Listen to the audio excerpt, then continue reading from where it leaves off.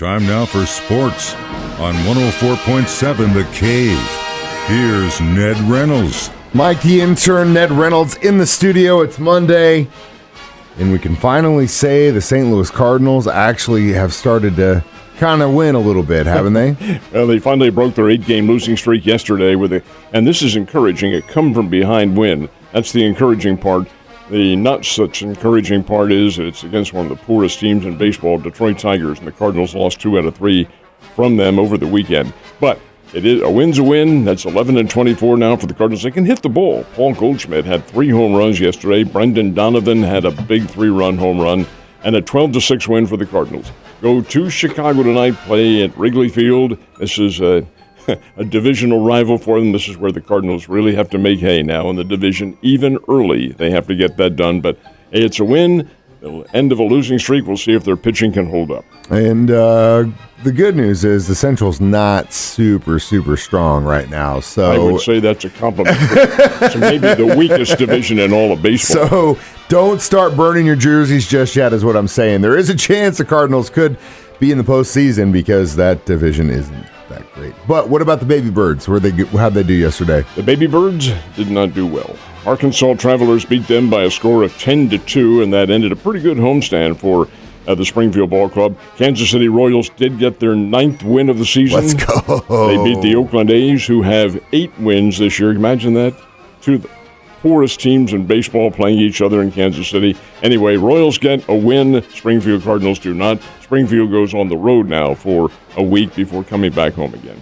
So before we start talking about the horse racing, let's talk about the road racing a little bit. In NASCAR, they were at the Speedway in Kansas City over the weekend. They were indeed. And taking the checkered flag at the Kansas City Speedway was Denny Hamlin. That's his first win in 33 outings in NASCAR. That's a big win.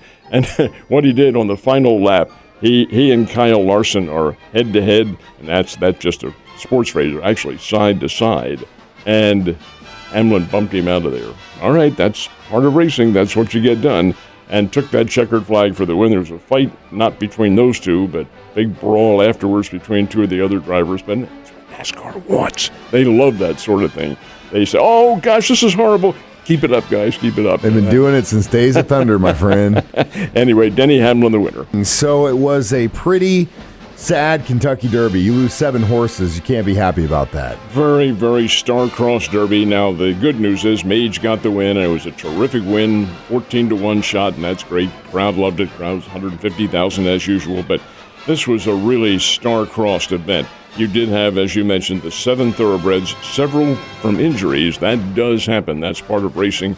But the horses that died, and there were 4 of them, from unknown causes. And there's been no substantial word coming from Churchill Downs as to what the cause was. Was it a virus?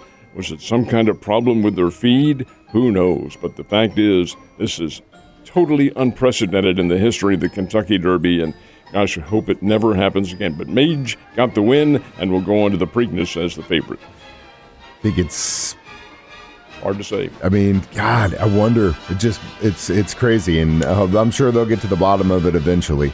Also, a very sad note in the baseball world over the weekend as well, huh? It's only 73, and that in the context of our lifespan now is still too young. Vida Blue, one of the most dominant ever left-handed pitchers, and this is back in the early 70s.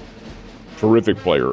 And indeed, a winner of a Cy Young Award, winner of an MVP, the key to 3 straight Oakland A's World Championships, 71 through 74.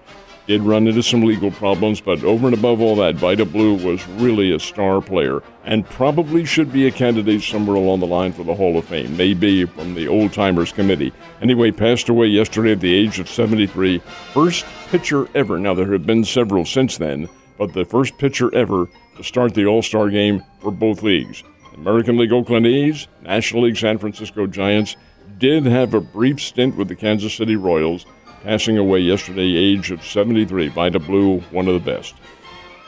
Last but not least, before we get into the hockey playoffs, 76ers, they might be the team to beat this year. What do you think? No, I really feel like Boston's probably the better team, but that series is tied at 2 games apiece.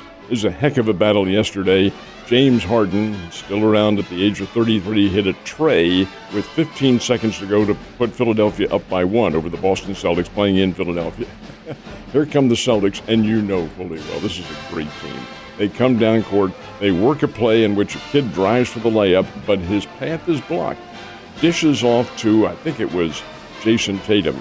Out in three-point range, Tatum fires the shot home. It goes right through the basket, except that it left his hand after time had expired. And it was by a fraction of a second, but you can see it on the replay. So Philadelphia wins the game 116-115, and that series is now tied at 2 games apiece. Now they go back to Boston. In other games, the Denver Nuggets and the Phoenix Suns playing in Phoenix wins that game. That series is tied at 2 games apiece. And then, of course, you had the National Hockey League Stanley Cup playoffs. The Jersey Devils finally got a win, beat the Carolina Hurricane.